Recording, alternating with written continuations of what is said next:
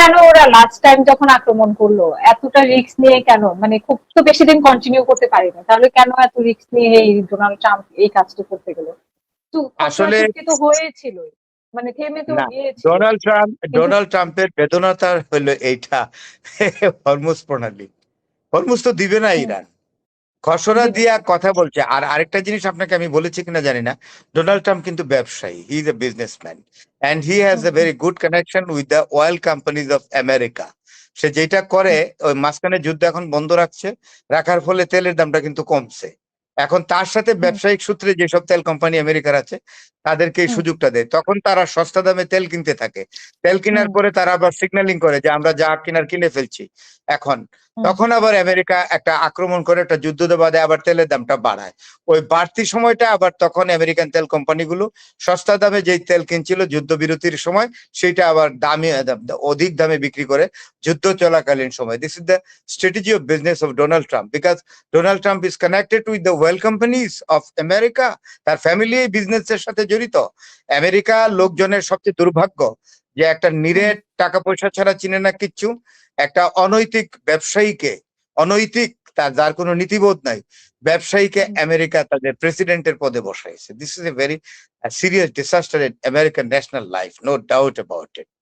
হুম hmm Farad ভাই, আরেকটা জিনিস নিশ্চয়ই দেখছেন যে কিমের ক্ষেপণাস্ত্র 120 ক্ষেপণাস্ত্র পুতিনের হাতে ব্যবহৃত হবে ইউক্রেনের যুদ্ধে। উত্তর কোরিয়ার একটি ক্ষেপণাস্ত্র ইউনিট রাশিয়ার এক্স্যাক্টলি, পশ্চিমাঞ্চলে ইয়েস, মোতায়েন করা উত্তর হয়েছে। কোরিয়া অলরেডি পাঠাই দিছে, তো লর্ড পাঠাই পাঠায় দিছে দিয়েছে, অস্ত্রে। টোটাল হ্যাঁ লট পাঠায় হ্যাজ দিয়েছে। Been sent bye bye north hmm Korea. তো সুতরাং আপনি বুঝতে হুম পারছেন না যে যুদ্ধটা হুম কিন্তু হুম হচ্ছে কয়টা দেশে জানেন? আমি বলি, আমেরিকা, ইরান, তারপরে রাশিয়া, চায়না এবং উত্তর কোরিয়া। হুম আপনি আপনারা এবং বলছিলেন, আপনি এবং পাঠান ভাই বলছিলেন যে যুদ্ধ ছড়িয়ে যাচ্ছে, গত সপ্তাহে যখন জয়েন যুদ্ধ কিন্তু করছিলেন তখন ছড়িয়ে আছে অলরেডি।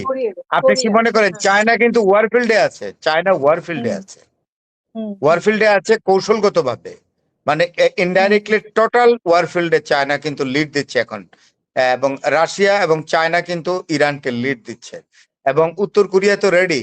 আর আপনাকে আরেকটা বলি, নিউক্লিয়ার ডিসেন্ট্রালাইজেশন সম্পর্কে আমেরিকা এবং ইসরায়েল কিন্তু এটা জানতো, তারপরেও কোনো আমেরিকা এই বোকামিটা করলো, আমি ঠিক বুঝলাম না। আপনি হুম 1990-তে যখন সোভিয়েত ইউনিয়ন ভেঙে যায়, তখন হুম সোভিয়েত ইউনিয়নের নিউক্লিয়ার হেডকোয়ার্টার ছিল ইউক্রেনে, কিয়েভে, হুম বুঝছেন? তো হুম তখন যখন এটা ভেঙে যাওয়ার পরে 90-এ ওই যে পেরেস্ট্রোইকা গ্লাসনস্টে এর ফলে ভেঙে যাওয়ার ফলে তখন ইউক্রেন হুম স্বাধীনতা চাইলো রাশিয়ার কাছ থেকে, যে আমাদেরকে হুম স্বাধীনতা দিয়ে দাও। রাশিয়া তখন বলছে যে তোমরা তোমাদের কাছে যে আমাদের নিউক্লিয়ার যত এস্টাবলিশমেন্ট আছে সব আমাদের হাতে হুম পৌঁছায় দাও। তখন বোধহয় হুম 24টা না 25টা তৈরি বোমা ছিল এবং টোটাল এস্টাবলিশমেন্ট ছিল নিউক্লিয়ার, টোটালটাই রাশিয়ার হুম হাতে দিয়ে দিল। রাশিয়ার তখন অর্থনৈতিক সংকট ছিল, এই সংকটের হুম জন্য ইউরেনিয়াম তখন রাশিয়া বিভিন্ন দেশে পাচার করে। সেই পাচার হুম থেকে কিন্তু রিফাইন্ড ইউরেনিয়াম ইরান কিনেছিল, হুম হুম এবং হুম ইরান এই পরিমাণ কিনেছিল 80 থেকে 85% ইউরেনিয়াম কিনেছিল, যেটা হুম হুম বোমা বানানোর জন্য একদম সুটেবল। সেই অবস্থায় ইরান ছিল। এইটাই মাথা গরম করছে মুসাদের এবং মানে সিআই এর, এইটা নিয়ে চুপচাপ ছিল।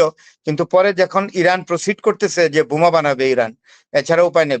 ইরানি নেশন কিন্তু সাংঘাতিক ট্যালেন্টেড, ইরানি লিডারশিপ। হুম তারা অনেকদিন আগে থেকে বুঝতে পারছে যে আমেরিকার বিরুদ্ধে আমাদের মুখোমুখি দাঁড়াতে হবে একদিন, সরাসরি যুদ্ধ। তাই তারা তাদের ইউরেনিয়াম স্ট্যাটাসকে অনেক বাড়ায় রাখছে, এবং এইটাই তখন হুম মাথা ব্যথার কারণ হলো আমেরিকা এবং ইসরায়েলের। যদি কোনোদিন অ্যাটম বোমা ইরানের হাতে পড়ে তাহলে ইসরায়েলি নিরাপত্তা শেষ। আর আমেরিকার হুম দাদাগিরি হুম বা নেতাগিরি, যেটাকে যাই বলি না কেন, নেতাগিরি বলি, আমি দাদাগিরিটা বলি না, এই নেতাগিরিটা মধ্যপ্রাচ্যে শেষ হয়ে যাবে। এইটাই বড় অ্যাপ্রিহেনশন, ভয়ের কারণ। এই জন্যই মরিয়া হয়ে ডোনাল্ড ট্রাম্প যুদ্ধ করছে, এই এক। আর হরমুজ প্রণালী যে এইভাবে ইরান ব্যবহার করবে অ্যাজ ওয়েপন অফ ওয়ার, যুদ্ধের অস্ত্র হিসাবে, এইটা আমেরিকার ধারণা ছিল না। আমেরিকা বুঝতে পারে নাই যে ইরানের এত বড় সাহস হবে যে একটা আন্তর্জাতিক প্রণালী যে দিয়া সারা বিশ্বের প্রায় মানে 20% তেল এদিক দিয়া যায়, এটা একেবারে বন্ধ হুম করে দেবে। এই দুঃসাহস বোধহয় ইরান দেখাবে না, এই ধারণাটা ভুল হুম ছিল ডোনাল্ড ট্রাম্পের। তারা বন্ধ করে হুম দিয়ে দুটো অস্ত্র আছে ইরানের হাতে, একটা হলো তার নিউক্লিয়ার হুম পাওয়ার, নো ডাউট, আর আরেকটি হলো হরমুজ প্রণালী। সুতরাং ইকুয়েশনে বলে আমেরিকা যুদ্ধে জিততে পারবে না, no hmm doubt about it. তারপরেও তো মার্ক রুবিও বলতেছে যে ইরানকে পারমাণবিকভাবে নিরস্ত্রীকরণটাই তাদের চূড়ান্ত লক্ষ্য। কোনো দিনও পারবে আহ, না, never ever, never hmm, ever, no doubt hmm, hmm. About it. আমেরিকার আর সেই আবার সক্ষমতা নাই। আবার আরেকটি প্রতিবেদনে দেখলাম যে দূরপাল্লার প্রায় সব ক্ষেপণাস্ত্র তারা ব্যবহার করে ফেলেছে যুক্তরাষ্ট্র। সব এখন আর তাদের হাতেও আমেরিকার অবশিষ্ট যত নেই। তার মানে মানে আন্তঃমহাদেশীয় ক্ষেপণাস্ত্র যেটা ইন্টারকন্টিনেন্টাল ব্যালিস্টিক মিসাইলস যেগুলো, সেগুলোর হুম, স্টক হুম, পাইল একদম কমে গিয়ে 80 ভাগ হুম, নষ্ট করে ফেলছে, মাত্র 20 ভাগ আছে। এই 20% না থাকলে আমেরিকার যে ইন্টারনাল ডিফেন্স খুব মারাত্মকভাবে ঝুঁকিপূর্ণ হবে। তাই ঝুঁকিতে পড়বে। America is not in a position exactly to hmm, hmm, continue the war with Iran in a massive way. Hmm, আমার মনে হয় যে যুদ্ধটা এইভাবে আবার আক্রমণ হবে, তবে তীব্র আক্রমণের ক্ষমতা আমেরিকার নাই। Mid term hmm, election 3rd of November এই পর্যন্ত এইভাবে চালাবে। তখন সবচেয়ে বড় কথা, আমেরিকার লোক অতিষ্ঠ হয়ে গেছে, সেনেট কংগ্রেস সবই, সাধারণ মানুষও প্রায় লক্ষ লক্ষ লোক বেকার হয়েছে আমেরিকাতে, এবং তাদের অর্থনৈতিক সংকট, মারাত্মক খাদ্য সংকট তৈরি হবে পৃথিবীতে। সবকিছু মিলে আর সেনেট এবং কংগ্রেস ডোনাল্ড ট্রাম্পকে আর সেই ক্ষমতা আর দিবে না। তার ক্ষমতাও কমে যাবে, যুদ্ধ স্তীমিত হয়ে যাবে, ডেক্লারেশন লাগবে না, আপনি আপনিতেই যুদ্ধ বন্ধ হয়ে যাবে।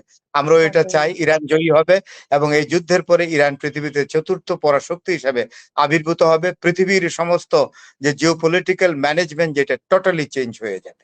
ধন্যবাদ।